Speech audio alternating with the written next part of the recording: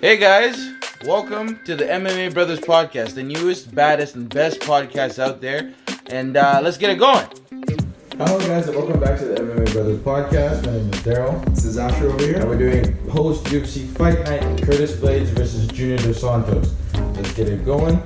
Yeah, so this one was actually kind of a good main card. I watched all the fights. I even watched a couple of the prelims, but in this episode, we're only going to focus on the main card. So we're going to start at the bottom of the card, and at the bottom of the card, the opening fight that we had was Jamahal versus Stokic, Darko Stokic. Still have trouble pronouncing that name.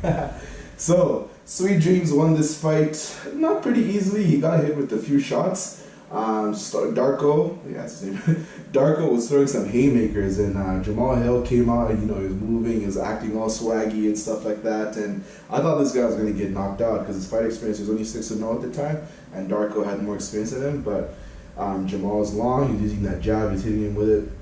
Then the later the fight went on, the more success Hill was having, and Darko couldn't really handle that length. And so you can see the total strikes difference over here. Hill had 102, Darko 32, 101. That strikes landed, by the way. Yeah, strikes landed, right? And you can see there's a huge discrepancy in the strikes landed. But Darko definitely had a couple chances to knock Hill out. And I think Daryl and I both picked Hill for this fight. And yeah, it was a pretty good one. What do you think? Yeah, you could really see the difference in game plans in this fight, right? So we're going to get into it as we go up in the cards, but if you're a power puncher, right, you're not going to be really focusing on technique of jabbing, getting in close, getting in, scoring points. All Darko was doing is, all right, Hill, throw a three-piece combo, mid-combo, I'm just going to throw a left hook and hope it lands. Because Hill was hurting Darko, but he doesn't throw hard, if that makes sense. Right. He's touching you up the whole time, and those accumulate and then damage. Every time Darko hit him, it was bad. Like, it was like, whoa, what just happened? Yeah. So, I can't really remember who I picked to win this fight. I think you picked Hill. But if I did, good stuff. But, yeah, this fight was very interesting. Any big MMA fan, or even if you're trying to learn MMA, it was mostly standing up. When they did clinch, Hill would exit the clinch because Darko was trying to do that because he's trying to hit him with body shots, knee shots, and everything. But it was a great fight, and we're going to keep moving. Yep. So Hill's got bright future ahead of him, but he's got to watch out for that head movement because he keeps his chin really, really high. No, his head movement is good, but his chin is bad, if that makes sense. So we're going to go into Cifers. This was a snooze fest in the first round. Yeah. And I mean, thank goodness it ended in the second round because I think I was going to fall asleep. But from a technical striking standpoint, both of these two fighters don't throw hard enough for the other one to fear the power, in my opinion. Right. So I was thinking to myself, if I was the coach of Hannah Cifers, she's the more experienced fighter, you're the younger fighter. If you go in there and you take a really bad loss, you take a bad loss. Right. Don't take a loss by point fighting at distance when you both know you're not going to knock each other out on the feet. Right. Right. You could tell from the power, no one's knocking each other out. She had more experience than her, and I picked her to win too. Yeah. So I think I was 6 for 6. 5 for 5. 5 for 5, 6 for whatever. I was 5 for 5 for tonight because I was like, she's gonna be pushing the envelope, right? She's gonna be like, I'm gonna feel her out, then I'm gonna do what it takes. And I told you that, and that's exactly what happened. Yeah. She took her down, full mounted her. You could tell the experience on the ground wasn't there. And I'm not saying I'm experienced on the ground. I'm just saying, watching the fight, didn't put her feet on the hips when she was trying to advance. She was hand fighting, and then the leg would hop over. Now she's in full mount. When she's in full mount, she let Angela scoot up all the way and sit on her chest. And literally, there's nothing you can do. It's either you try turning over, but then you're exposing your head, and then you can't get up. So she's in a horrible position. Yeah. Great stoppage by the referee. Yeah. Really bad fight in the first round in terms of action. But second round, I'm glad to see her get full mounted and get the win. How about yourself? Yeah, so this one I think I picked Hill as well to win. Yeah, I mean, I didn't expect the fight to be finished. I think in the preview I said there was going to be a boring decision. It was heading that way until Hill got the takedown and then the ground and pound like Daryl said. And yeah, solid win for her. She should have beaten an opponent like that. Hill was the favorite. And yeah, not much else to say about that fight. So we're going to move on to the next one. So the next one on the agenda we had was Jordan Espinosa versus Alex Perez. This one was a good one, guys. This one was a good one. Whoever watched this fight, Brian, I'm hoping to hear your opinion on this one. We're waiting for you, buddy. Love the comments. This one was a great fight. Ended in the first round. Espinosa, wait, do you mind scrolling up? Espinosa lost, but he was advancing. He had good footwork. Perez was ranked a little bit lower than him, right? Because he was 12th, he was 11th, but you couldn't really tell because there is a small difference. But this was going to be a cracking fight on the ground, on the feet. When I saw him cinching in the head and arm triangle, it wasn't a dark, so it was head and arm, right? He had him like this. Yeah. And then you could hear the corners and his coaches telling him, hey, don't let him hop over your hip, because he was in half guard doing it. And then the moment he kept him in half guard though.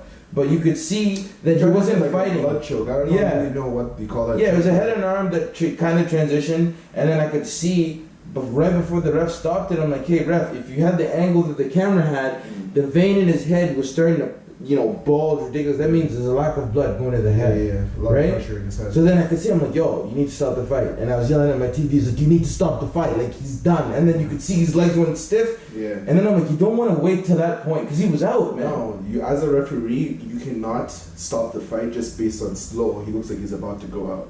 Unless he actually goes out, because think about it. Imagine he's about to go out, but then he gets out of the submission bit. Bro, what were you doing? Why'd you take me out? Kind of like the Robbie No, situation. but right? there's a different situation here. What I'm saying is, his arms, he was fighting the arms before his legs go stiff. There's a 2-3 seconds before. Okay. And I was yelling at the TV 5 seconds before. It might have been a premature stoppage on my end, but I'm saying, when he had cinched it, and then when you see it, and then his head started to go red, right? And then this vein starts getting thicker and thicker. Each second, this vein's going. Yeah. And I'm like, oh my God. And then you can see his hand, he stopped fighting with the hands. Yeah. 2 seconds later, then his legs go stiff. So I was like, yo! So he was on his way out. He was on his, like, you could see the signs, right? Yeah. You've seen enough guys get choked out. Yeah. They start fighting, then the eyes start opening, and then his eyes are open, and you think, oh, he's still fighting. Well, no. If you looked at his arms, he's not fighting the hands anymore. Yeah. So it was a good stoppage, don't get me wrong, but I'm saying I could see it, like it was gonna happen. It was on its way. It's on its way. I got you. Great fight. Yeah. What did you think? I thought, and I picked Perez as well. I think I picked Espinosa for this one.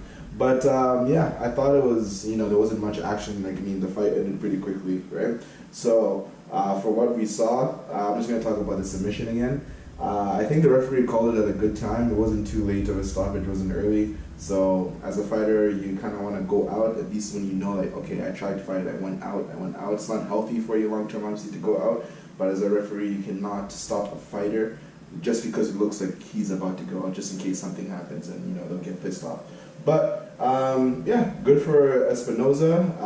We'll see what is ahead of him in the future, but we're going to move on to the next fight. So the next one on the agenda that we had, I think, was Dos Anjos, right? No, the Maverick. Yeah, Dos Anjos versus... I thought you said Dos Santos. No. And we're going to be moving on to the next one. Michael the Maverick Chiesa versus Rafael Dos Anjos. Yes, so this fight, it was a good one while it lasted. Actually, no, what am I saying? While it lasted. It went the full 5 rounds, or the full 3 rounds, 5 minutes. I saw 5. I'll get a new host on that. Bro, it really confused me because I was just like, whatever. Too many numbers. It's all good. Sunday night.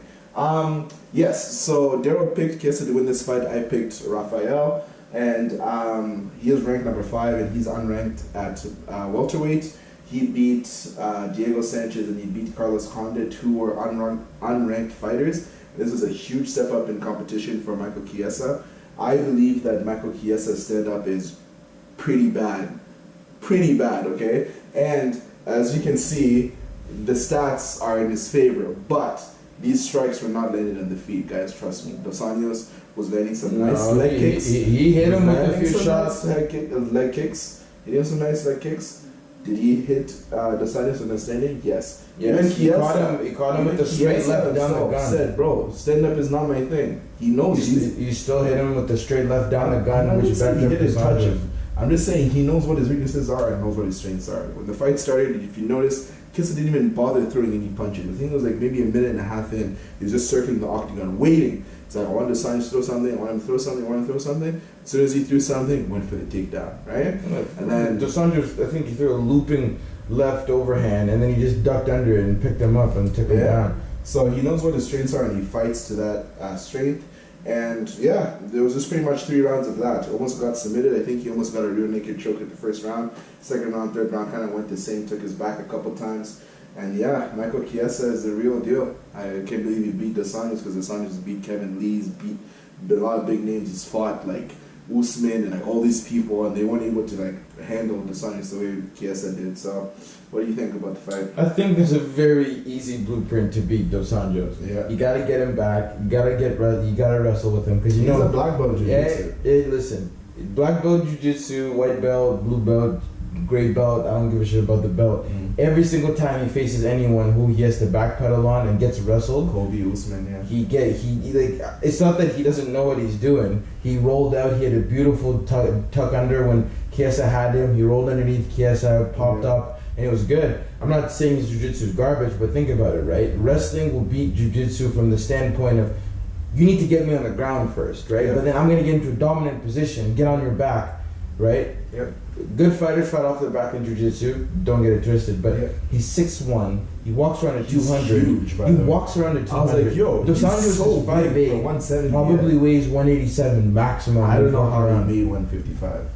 Neither do I. But that's what I was trying to say. I'm like, even if you do have the advantage in black belt and whatever, both of them are black belts. Then you start looking at the intangible. You have to know Chiesa, longer reach, right? Chiesa stronger because he's much bigger, and I was telling you he's going to be much bigger and stronger. I didn't deny that. Yeah, and then I was telling you, RDA is going to keep it standing and try to fight him off and defend. He defended takedowns brilliantly. The ones he didn't, he really paid the price. And then the judges. 75% of his takedowns were landed, 6 out of 8. That is right. Yeah, no. What I was saying is, when he had him up against the cage, Chiesa was struggling to take him down. It's like he just. He did have power doubles and then slam him. Yeah. But before that, he's struggling. He's working the clinch. He's doing this. He's throwing punches. But once again, I had the right pick, because you have to think about it this way. Chiesa has something to prove. RDA knows even if he does get through Chiesa, you're gonna have to fight Kobe, Usman, or anyone else who's beating you ahead of you, and they beat you sound. It's not like it was like, give it this way. It's like 30-27 every single time. Yeah. All right, I feel you. So Michael Chiesa, after this fight, he called out Kobe Covington, and I would like to see that fight. I don't. I'd rather see Usman versus Kobe. I'd rather see Usman and Kobe too, and I know Kobe's gonna beat the brakes off Chiesa, because listen, Chiesa advances, waits for you to throw, right? Kobe's like, you're gonna advance, I'm gonna advance, and if you try to take me down, good luck. Yeah, and Kobe's stand-up is way better than And Kobe throws, like, I don't know how Usman was standing. When Kobe decides to throw, he can throw. Yeah. Right? Yeah. So, Kobe's not the guy who you want to fight, especially he's going to be a hungry dog after losing to Usman by the thinnest of margins. The top 4 fighters, all of them are killers. You got Usman, you got Woodley, you got Edwards, and I don't know who else. Chiesa would get messed up by Edwards, man. And he doesn't want to fight Wonderboy. Wonderboy's takedown defense isn't that great, but still on the feet. Woo, yeah, Wonderboy would annihilate Chiesa, man. It's like an amateur and an expert at it. You know? Yeah. It's brutal stuff. The fight starts standing up. But yeah. But one last thing. I just thought it was funny how Chiesa thought he was really cool, just saying like, yeah, you know what, DC, I'm not going to keep this interview short. I'm going to call Daddy. What's his name? Kobe Covington. See you in July. I'm like, okay, buddy. That's my guy, the Maverick. So, moving on to the final fight of the night. Mr. Curtis Razor Blaydes versus Junior Cigano dos Santos. This fight.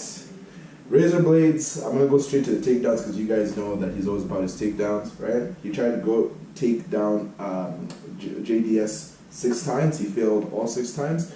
And the commentator is actually saying Junior dos Santos' movement was actually pretty good. He did prepare extensively for this fight because you can tell that he was not able to take down Junior. Now, Curtis Blaydes is evolving. He's getting much better. His stand-up in this fight was really, really good. He was able to land way more strikes. Even if he didn't land the takedowns, he was able to hit Junior with some strikes. And Junior dos Santos, I remember Daniel Cormier was saying he keeps on throwing like an uppercut. He kept throwing this uppercut because in his mind he was thinking, yo, Curtis Blaydes is going to go for a takedown, right? Yeah. I'm going to cut you. I'm going to throw an uppercut. And I think, what's his name? Brian in the comments actually said himself that, like, I see Junior dos Santos knocking out Curtis Blaydes as he goes for a takedown.